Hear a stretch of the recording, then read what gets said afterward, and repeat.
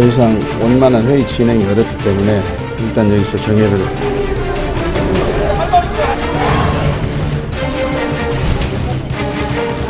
대표직을 사퇴해야 합니다.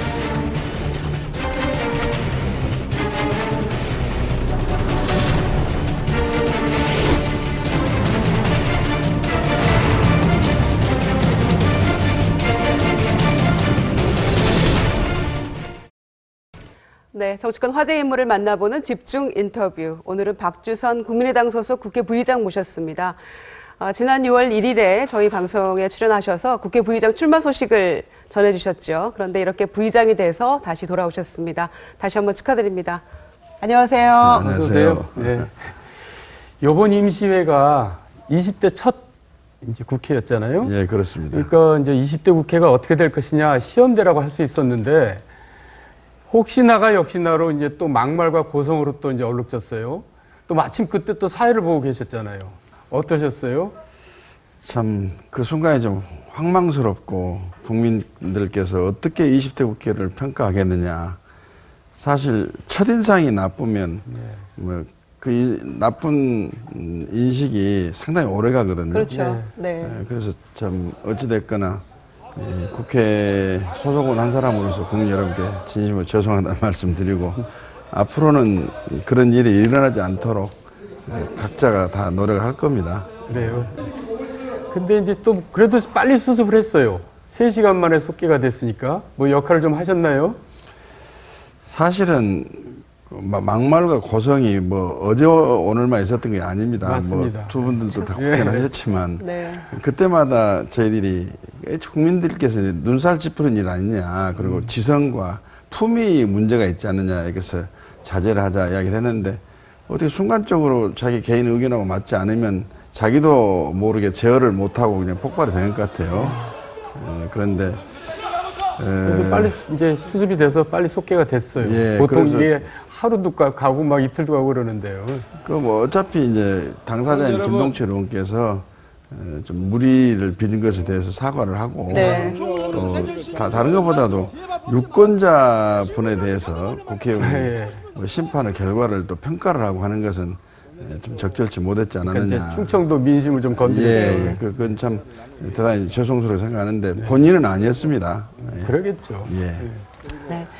이번 20대 국회가 16년 만에 여소야대 국회가 되면서 상당히 이제 기대감이 컸었는데 결국은 이런 파행 문제 때문에 대정부 질문을 아예 이참에 폐지하자 이런 얘기까지 나오고 있거든요. 거기에 대해서 부의장님 어떻게 생각하세요? 사실 고성과 막말 때문에 폐지를 해야 된다 하는 의견보다는 너무 대정부 질문을 위한 질문이 돼버리고 또 답변하는 정부 입장에서도 진실성과 진지한 맛이 없습니다. 뭐 네. 국회는 하셨지만 어떻게 해서 시간 때우기고 좀 국민의 알 권리 차원에서 참 이것만은 좀 알려주고 정부에서 이런 역할을 하고 있다는 평가도 받고 이런 진지한 자세가 필요한데 지금 묻는 사람도 그렇고 답변하는 사람도 그렇고 그렇기 때문에 국민들께서는 저런 제도를 왜 둬야 되느냐 이렇게 생각하시는 분들 많이 계실 겁니다. 그래서 국회 개혁 차원에서 네.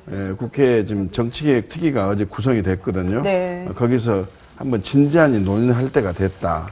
예, 그리고 우리 대정부 질문을 하는 나라가 그렇게 많지가 않습니다. 예. 예. 그리고 또 우리나라 총리가 책임 총리가 아니잖아요. 사실상 뭐 이제 사실 의전 총리, 대독 총리 이런 말도 하는데, 그러니까 총리가 답변하는 일이 총리가 한 일들이 아니에요. 그러니까 총리가 책임질 일들이 아닙니다.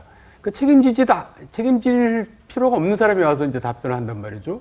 저는 항상 그게 좀 의아했어요. 예, 그러나 우리 헌법상 국무총리는 대통령의 명을 받아서 국무회의를 주재를 하고 국무위원들을 또 통화를 하도록 돼 있고. 형식적은 그런데 실은 예. 뭐 총리가 역할이 그렇게 없지 않습니까? 그러나 예. 대통령이 국회에 나와서 본인이 스스로 발언하기 전에는 국회에 출석을 시켜서 질의응답을 할 수 없기 때문에. 예, 그러니까요. 예, 그러니까 대통령께 물어봐야 될 걸 총리한테 물어본다 이런 얘기죠. 그게 이제 좀 별로 이렇게 안 맞는 게 아니냐. 대통령제 국가에 있어서의 본회의장의 국정 질문 제도 자체의 맹점이 거기에 있는 예, 거죠. 그래서 이제 네. 대정부 질문 문제라고 그래서 제가 한번 뭐 여쭤본 겁니다. 예. 네. 지금 이제 20대 첫 임시국회가 종료가 됐습니다. 그래서 7월 임시국회가 열릴 건가 관심이 집중되고 있는데 국민의당에서 특히 7월 임시국회 필요성을 지금 제기를 하고 계시는 것 같아요. 좀 말씀해 주세요. 이제 저희들의 입장에서는 뭔가 국회가 좀 열려서 국민이 궁금해하는 거, 국민에게 지금 너무 어려운 상황이 지금 계속되고 있기 때문에 이런 것을 어떻게 해결할 거냐, 그리고 정부에서는 어떤 계획을 갖고 있느냐. 지금 국제 상황이 날이 갈수록 좀 한국 입장에서도 어려움을 겪지 않을까 하는 두려움과 좀 고민이 많기 때문에 이럴 때 국회를 좀 열어서 정부의 견해와 입장, 대책을 좀 묻고 또 국회에서 대안을 제시하고 이런 거 절대 필요하지 않나 이런 생각이 됩니다. 이게 바로 일하는 국회고 이게 생산적인 국회 활동이 아닌가 싶은데. 네. 그리고 이제 안철수 대표는 이제 예산을 이제 편성하기 전에 결산을 해야 되잖아요. 그러니까 7월 달에 빨리 결산 국회를 해서 예산 심사를 제대로 하자. 이제 그런 주장 때문에 또 열자는 거 아니겠어요? 이제 그 결산은 이제 네. 상임위원회가 내주부터 개최가 됩니다. 상임위원회 유지로 결산 관련해가지고 뭐 문제점을 도출하고 또 대안 제시가 되면 이제 그걸 또 취합해가지고 본회의장에서 이제 뭐 하루 정도 뭐 그것 때문에 꼭 7월 국회 할 필요는 없는 거고요. 예. 예, 국민의당 이제 임시 지도부 이제 비대위가 구성이 됐죠. 그런데 박지원 비대위원장이 그 두 분 전 대표와 함께 우리 박주선 부의장님께 상당히 많이 이렇게 논의를 하셨다고 의논하셨다고 얘기를 들었거든요. 구성 자체에 대해서 아마 인선 과정에서 고민도 깊으셨을 것 같은데 좀 말씀해 주세요. 예, 지금 불의의 참 비대위를 구성하는 상황이 발생이 돼가지고 적지 않게 당황을 좀 했죠. 저는 개인적으로 대표가 지금 책임질 시기가 지금은 적절치 않지 않느냐. 반대 많이 하셨죠. 예, 수습을 먼저 하고 또 책임을 지더라도 책임 이후에 정당이 차질 없이 운영이 될 수 있도록 내부적인 여러 가지 대안을 좀 강구해 놓은 작업이 먼저다 이렇게 생각했었는데 아무튼 비대위 구성을 놓고 우리 비대위원장께서 여러 가지 고심을 많이 했습니다. 그래서 인선안을 가지고 의견을 또 묻고 그래서 저도 뭐 기탄 없이 말씀을 드렸고 그 인선된 내용을 보면 그 비대위원 개개인의 면모와 그 경륜, 네. 능력이나 자질면을 볼 때는 나무랄 데 없는 손색 없는 분들이라고 저는 생각합니다. 그런데 이제 그 비대위를 이제 언제까지 할 거냐 이거죠. 그러니까 이제 전당대회를 좀 땡겨야 된다 이런 얘기가 나오고 있지 않습니까?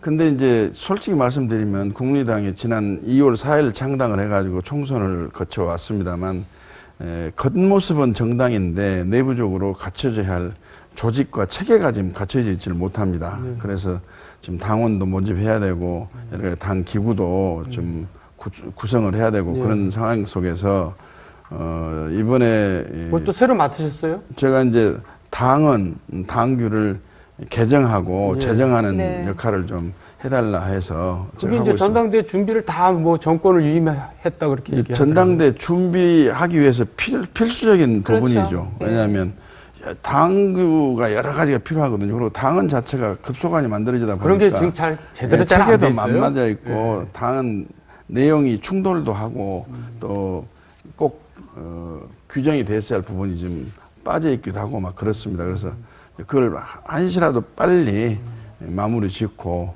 그리고 비대위는 어디까지나 정상적인 상황이 아니고 비상 상황에서의 이 조직이기 때문에 비정상을 될 수 있으면 단축을 시키고 정상화를 신속히 해야 된다 저는 생각하고 그런 측면에서 아마 정기국회에 또 일하는 국회 만들자고 하는 정당이 정당 내 행사 때문에 국회를 또 포기하거나 국회 역할을 우리가 또 버릴 수가 없기 때문에 뭐 정기국회 끝나는 시점이 전당대회를 해야 할 시점이 아닐까 이렇게 저는 생각하고 있습니다.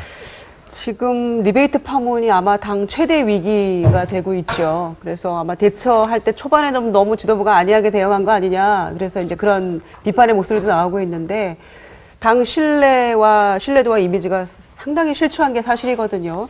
지금 어떻게 이거를 회복할 수 있을지 당내에 보관이 있으십니까? 글쎄, 지금 검찰 수사가 진행이 되고 있기 때문에 저희들 입장에서는 솔직히 전모를 좀 파악을 현실적으로 좀 어렵습니다. 그래서 파악이 되면은 거기에 따라서 엄중하고 단호한 조치가 따를 것이고 저희들은 당대표 한두 사람이 책임질 문제가 아니고 그 사실로 판명이 되면 모든 당원이 속죄의 자세로 국민 앞에 좀 용서를 필요한다고 생각을 하고 있고 이걸 단호하니 도려내서 이런 일이 다시는 재발되지 않도록 이것이 어쩌면 국민의당이 다시 서는 예. 확실한 대한민국의 깨끗한 정치를 이루가는 계기가 되는 것으로 저희들은 활용을 하려고 그렇게 계획을 하고 있습니다. 근데 어찌됐거나 이런 불미스러운 의혹이 제기됐다는 자체부터 검찰 수사를 받고 있다는 자체부터 국민 앞에 정말로 죄송스럽고 고개를 들 수가 없습니다. 그런데 여러 차례 얘기가 나왔지만 이번 사태는 이제 문제도 문제지만 처리 과정이 너무나 미숙하고 좀 초보적이었다 이런 비판을 많이 받거든요. 근데 어쨌든 이제 안철수 대표가 책임지고 사퇴를 했는데 이제 많이 반대하셨다 그랬잖아요. 그러면 당을 위해서 사퇴한 게 아니라 본인을 위해서 사퇴한 게 아니냐 이제 그런 의미 제기되거든요. 저도 그런 이야기를 했습니다만, 네. 근데 이제 안철수 대표 입장에서는 국민의 매서운 질타가 이어지고 있기 때문에 누군가는 책임지는 사람이 필요하지 않겠느냐 하는 건데, 저 당연히 수사 결과가 나와가지고 뭐 대표뿐만 아니라 저는 최고위원 전체가 사퇴를 해야 될 상황이 올 것이다 이런 게 보고 있습니다. 그런 상황이 안 오면 더 좋겠는데요.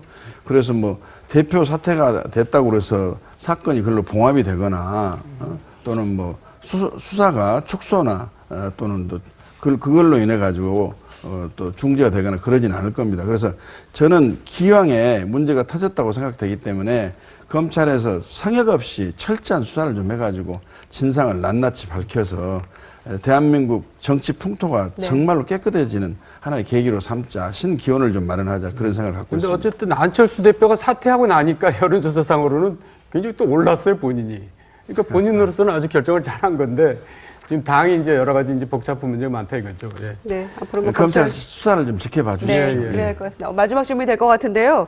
지금 부의장님 주도로 남북관계 정상화를 위한 여야 중진 모임 결성이 됐다고 저희가 들었어요. 앞으로 어떻게 활동을 하시게 되는지 좀 말씀해 주세요. 지금 남북 관계는 정부가 모든 권한과 책임을 지고 수행을 하고 있는데 네. 이제 모든 것이 꽉 막혀 있죠, 지금. 전면 차단이 됐습니다. 네. 그래서 대북 정책은 무정책입니다, 지금.